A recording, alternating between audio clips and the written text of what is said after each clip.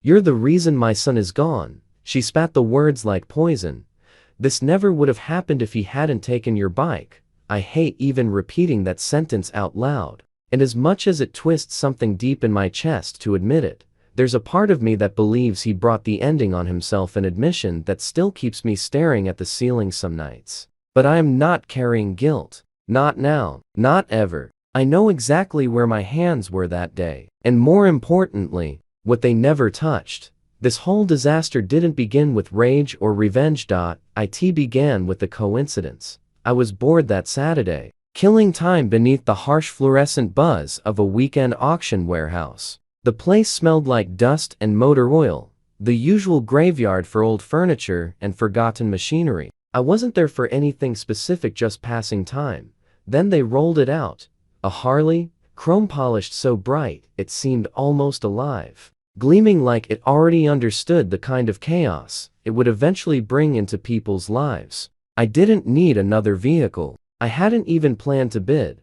Still, when the auctioneer called for offers, I lifted my paddle. Welcome Tummy Channel. If you enjoy top-tier HOA drama, make sure you like and subscribe so you never miss what happens next. When I rode that Harley back into the neighborhood later that afternoon, the atmosphere shifted instantly. Curtains twitched, front doors cracked open. People stared as I had just paraded some mythical beast down a quiet suburban street. The engine wasn't loud, just a low, steady rumble. Controlled, respectful. Nothing like the roaring monster they'd already imagined in their heads. I parked it carefully in my driveway, shut it down, and wiped my hands with the quiet sense of satisfaction. That's when I heard footsteps rushing toward me.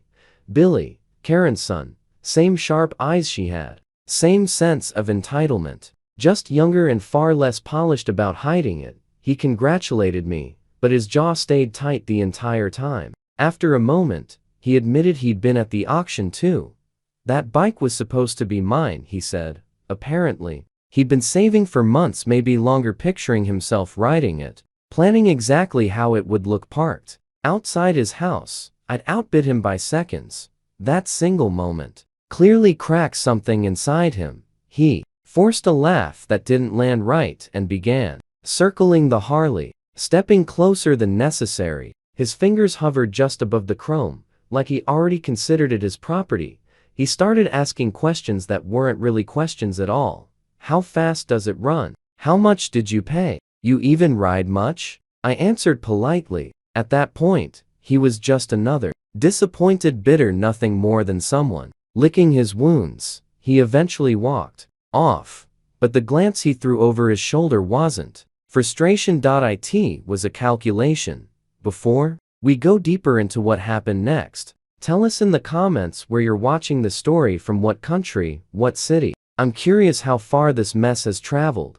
3 days after the Harley became neighborhood gossip, Karen finally made her appearance. She came off her porch like a storm cloud, armed with a clipboard. No greeting. No pleasantries. She announced my name as if it left a bad taste in her mouth, then pointed directly at the motorcycle as if it were actively contaminating her lawn. According to her, motorcycles violated community harmony, disrupted the visual balance of the neighborhood, created unacceptable noise risks, and broke several HOA regulations. She quoted from memory but never actually showed. I asked politely to see the written rules. She gave me a thin smile and said, "A president didn't need to justify herself." The timing wasn't subtle. Across the street, Billy stood pretending to scroll through his phone while clearly listening every word. That's when everything clicked into place. The auction, the looks, the sudden enforcement of policies that hadn't existed the week before. I told Karen the Harley was fully registered, insured, inspected, and legally parked. She dismissed that with a wave of her hand. Then she promised escalating consequences, fines, notices, hearings. She sounded almost excited saying it, like she'd practiced the speech in front of a mirror. From that day forward, the harassment became routine. Unsigned warning slips started appearing on my door. Anonymous complaints accused me of revving the engine at dawn on mornings when I wasn't even in town. One night, someone loosened the protective cover, leaving the leather seat exposed to a heavy rainstorm. Karen denied involvement in everything while casually suggesting she could make the problem stop if I cooperated. Cooperate, in her terms, meant selling the Harley, preferably to someone nearby, preferably to her son. Refused, calmly, every single time.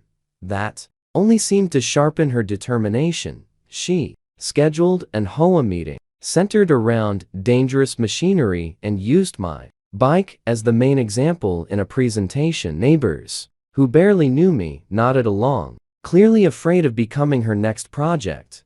Billy tried a different approach. Soon after, friendly, almost casual, he offered to buy the Harley at a price so low it bordered on insulting. Bikes, sitting unused, can lead to accidents, he said with a smile that never reached his eyes. That's when I started documenting everything: photos, dates, recordings. Karen noticed the camera and eased off, just slightly switching tactics again. Instead of doorstep confrontations, she began sending certified letters. Each one is more aggressive than the last. Her strategy was simple: wear me down until I gave up. She wanted exhaustion to do what intimidation hadn't. Isolation, pressure, and constant irritation until surrender felt easier than resistance. What she never understood was that pressure doesn't move in only one direction. Every step she took tightened something around her as well. A net she couldn't see, thread by thread, quietly, patiently, waiting for the moment real weight would fall and snap it tight without mercy. Eventually, Saturday arrived, wrapped in calm that felt almost staged.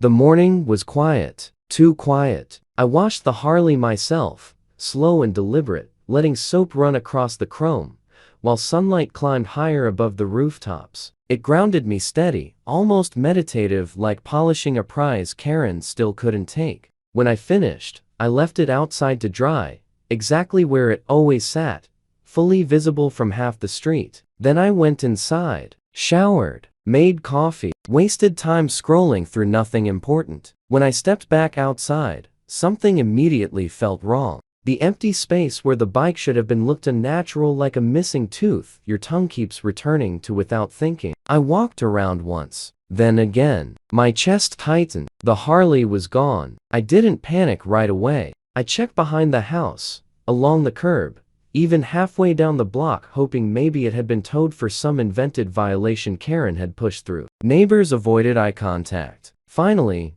one older man muttered that he'd seen Billy earlier standing near the motorcycle with the helmet in his hand. Another neighbor mentioned hearing an engine roar off down the street. Loud, unsteady, unfamiliar. That was the moment the calm finally broke. Still, I didn't call the police immediately. Something told me to confirm what I already suspected. I pulled up the CCTV footage. Frame by frame, the truth crawled into view. Billy walked up as he belonged there. He scanned the street quickly, crouched beside the bike, no keys, just exposed wires. He hotwired it with reckless confidence, nearly tipped the Harley over when it finally started. Then he laughed, actually laughed. He sped away moments later, wobbling badly, revving far too high riding power he clearly didn't understand or respect. I went straight to Karen's house. No hesitation. She opened the door, already defensive, like she'd been expecting a confrontation. I told her her son had stolen my motorcycle. She exploded instantly, called me a liar, insisted Billy wasn't some criminal, just a misunderstood young man chasing his dreams. She told me I should give him time. The boy's experiment. Said I was cruel for denying him something that made him happy. While she kept talking, her phone rang. The color drained from her face. Mid-sentence. Hospital. Motorcycle crash. Severe injuries. We drove separately, but arrived within minutes of each other. Emergency lights painted the road in harsh red and blue flashes. The Harley lay twisted nearby, metal bent open like it had been torn apart by force. Barely recognizable. Billy was on a stretcher, covered in blood, barely conscious. Paramedics moved fast, urgent, focused, worried. Karen screamed his name and tried to push past them. I stood still, frozen, staring at what happens when entitlement meets horsepower without the skill to control it. Knowing, even then, that this moment would fracture everything that came after. Billy didn't survive the night. The doctor described the injuries as catastrophic. Internal trauma layered over shattered bones. Speed multiplied by inexperience. By morning, everyone on the street knew. By noon, Karen decided her grief needed someone to blame. She chose me. She claimed I had tempted her son. Said owning the Harley within his sight was provocation. Argued that responsibility followed possession. Before funeral arrangements were even finished, she filed a lawsuit waiving old HOA notices like sacred evidence. Court exposed everything she'd tried to bury. My footage, her threats, forged warnings. Neighbors finally spoke once fear loosened its grip. The judge listened patiently while Karen unraveled her own story, interrupting herself, contradicting timelines, and accusing people who hadn't even been present. Billy's past surfaced quietly. Unpaid citations, prior theft complaints, reckless behavior. The hot wiring mattered. Consent mattered. Ownership mattered. Tragedy didn't erase facts. The case collapsed under its own weight. Karen wasn't jailed, but the ruling stripped her authority completely. She lost her HOA presidency, faced civil penalties, was ordered to pay damages she couldn't avoid. Her reputation shattered faster than the motorcycle ever had. Neighbors stopped looking away. This time, they looked directly at her, finally seeing the cost of unchecked control. I didn't celebrate. I focused on repairing what I could inside myself. I sold the wreckage. The Harley never came back, but something else did. Peace, accountability, silence where intimidation used to live. Karen withdrew from everything. Smaller now, avoided, no longer feared. Her influence had always depended on noise, and the court took that away. Some nights, I still hear that engine in my head. That first calm ride home before envy twisted into obsession. I know I didn't cause the choice Billy made. I know grief doesn't rewrite the truth. This wasn't revenge. It was a consequence arriving exactly when it was due, unmoved by excuses. The end. Like and subscribe for more HOA showdowns like this. Do you think she received what she deserved? Tell me in the comments below.